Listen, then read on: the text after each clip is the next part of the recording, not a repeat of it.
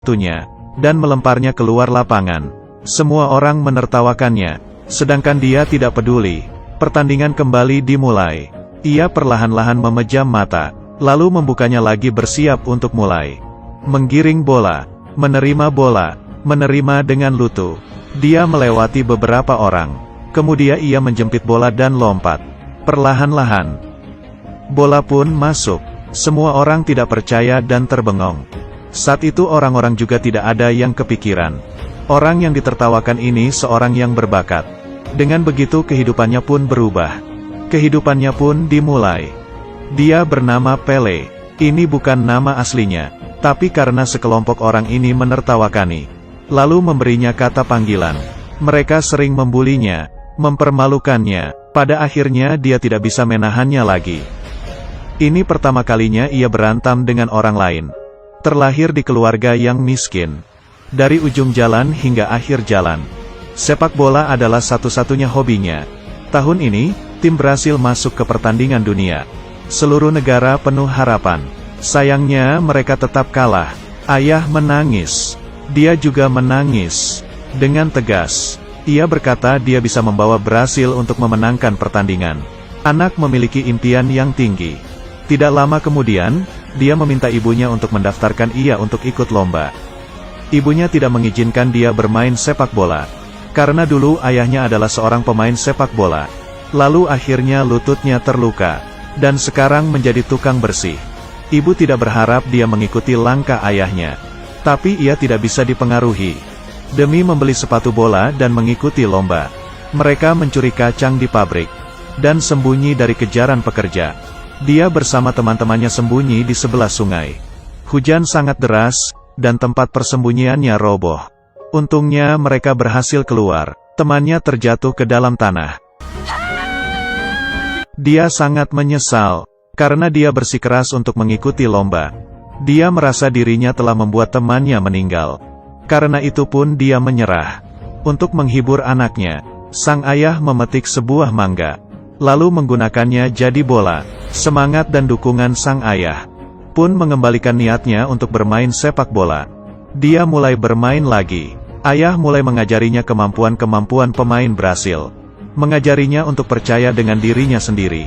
Dia perlahan-lahan menguasai kemampuannya. Tidak berasa 5 tahun sudah lewat. Pele sudah menjadi seorang anak remaja. Kemampuannya semakin bagus. Tidak lama kemudian, dia dilihat oleh seorang pelatih. Mengundangnya bermain untuk tim sepak bola Santos. Itu adalah tim sepak bola Brasil.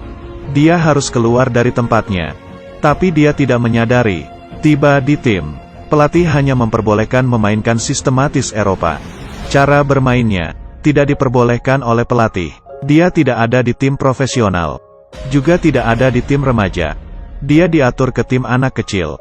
Dia tidak terbiasa dengan cara bermain seperti ini. Hingga menendang bola pun meleset. Perlombaan 0-3. Dia pun tergelincir, dan terjatuh. Dia terbayang melihat ayahnya. Lalu berdiri. Kemudian ia menggunakan kemampuan yang diajarkan ayahnya. Saat itu semua orang pun bengong. Di lapangan rumput hijau, Pele perlahan-lahan melompat, menerima bola dengan dadanya, lalu menghentikan bola. Dia tidak memedulikan pelatih yang sedang berteriak di luar lapangan. Menyerangnya sendiri melaju ke depan, menghadapi 3 lawan pemain. Kemudian ia melompat, dan melempar bola tinggi, membuat semua orang tidak percaya dengan yang mereka lihat. Dia di tengah udara, menggunakan kakinya, menendang bola dan masuk gawang. Saat itu dia pun menjadi pahlawan. Ekspresi pelatih pun berubah. Dia mengira pelatih akan memarahinya. Tetapi, sekali lagi, mendapatkan kepastian dari pelatih, dia pun melakukannya lagi. Perebutan bola yang sengit. Seluruh lapangan menjadi tempat tampilannya. Satu pertandingan sudah masuk 4 bola. Dia mulai terkenal. Setelah pertandingan musim, tim anak kecil, dan ia yang tidak terpilih. Sekarang pun langsung naik ke tingkat 3. Dari tim anak kecil, ke tim remaja, lalu tim profesional. Segala pemain ia temui, segala cara permainan. Dia menjadi raja di tim profesional. Nama Pele disorak orang dengan keras. Tidak lama kemudian, ia masuk ke tim Brasil. Tapi dia sama sekali tidak terpikir. Pelatih tidak mengizinkannya melakukan kemampuan Ginga. Perlombaan tahun 1950. Mereka kalah karena Ginga. Di akhir pertandingan, Ginga menjadi aib untuk semua orang. Negara merasa dipermalukan karena hal ini.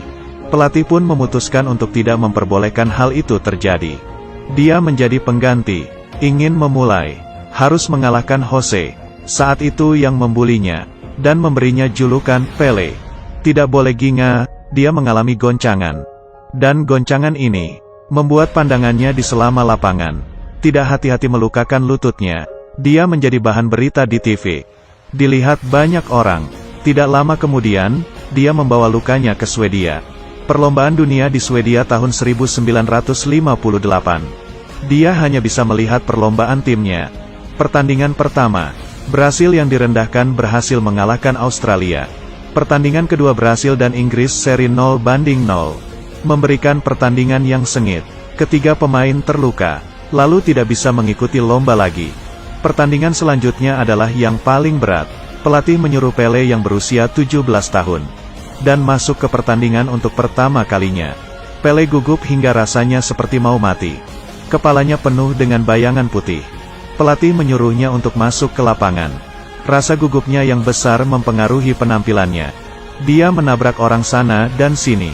Pada akhirnya gol pun berhasil dicetak Brasil.